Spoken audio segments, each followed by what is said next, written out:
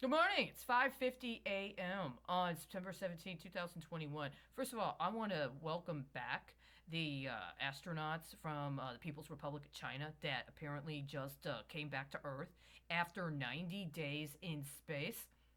Congratulations. Welcome back to Earth.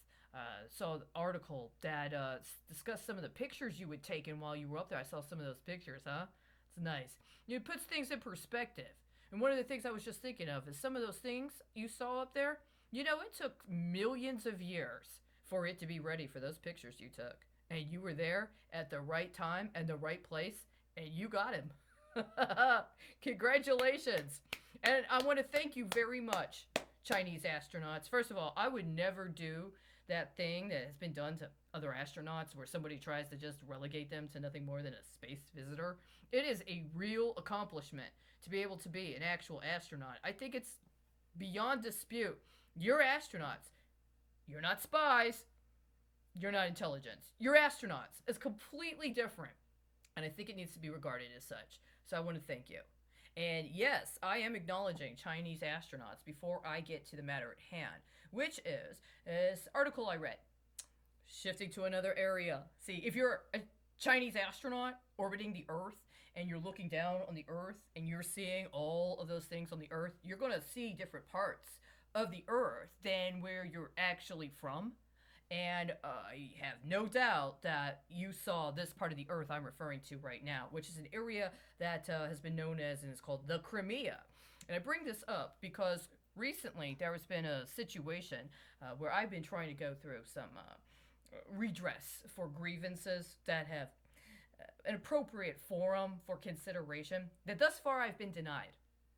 And in consideration of these matters, there was an article that I read by somebody that had identified or self identified themselves as being from Crimea and affiliated with a Tatar organization that was considering issues regarding water access in the Crimea. And this is something that I personally have come to know more about more recently, but I have been attempting to, within the United States, but also in the context of understanding within the United States and also globally. Matters related to water access, specifically freshwater, potable water access, but also how matters related to water access factors into concepts of renewable energy or what they call green energy. And how a lot of different socio political paradigms are being challenged at this time, including as and in connection with long standing political paradigmatic matters that have caused a very significant change in the political landscape globally. And so when I found this article, I was very grateful to read it. And what I did the day I found it is I just excerpted some of the things that were in there. I didn't comment on them. I got to be honest with you. For me, that's completely unique. Usually, if I'm reading somebody's legal explication, whether it's an opinion from an actual argument or even if it is in media format, it's a commentary or an analysis of an issue and they're discussing legal concepts, I'm engaging with it real time. And it's a unique situation I found myself in at this point in time because this is something I've struggled with. If I'm reading, for instance, an opinion, a majority opinion that's been presented, and there's dissenting opinion, I have identified for myself this feeling that I have this manner of engaging with the majority opinion that is presented that is more conversant or rather almost argumentative, but in a way that is not meant to be adversarial necessarily, or if it's adversarial, then it is respectfully adversarial, as it necessitates a sort of adversarial engagement because that's the point.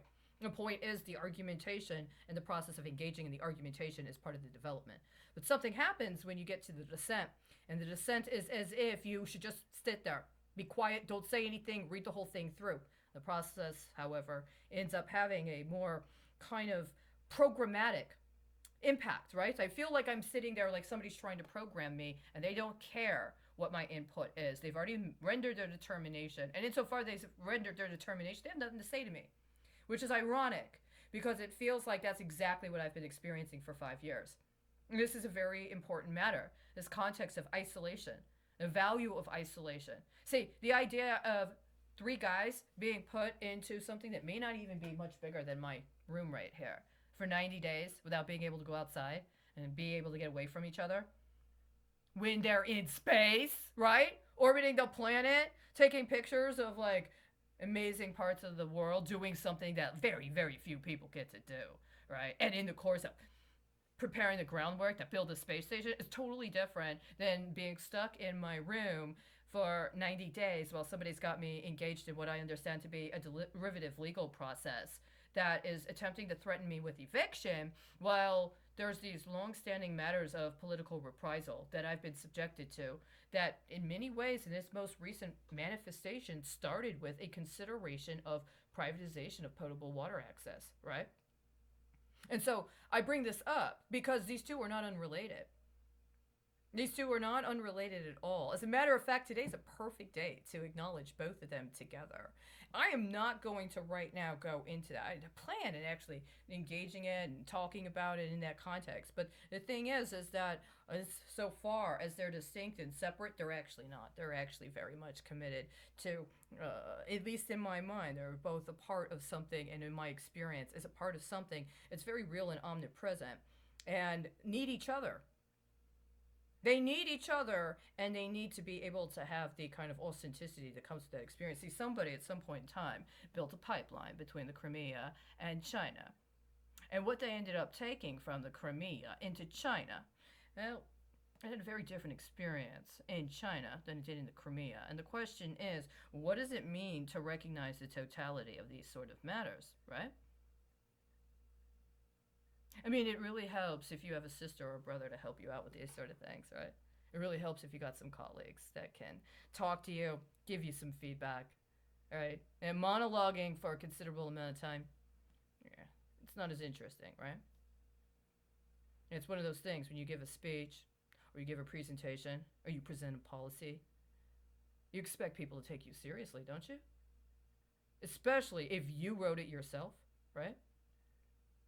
I'm not going to pretend to use somebody else's words, but I'll acknowledge when somebody shared something or presented something publicly, I found it to have value and merit, and I'm going to respect that.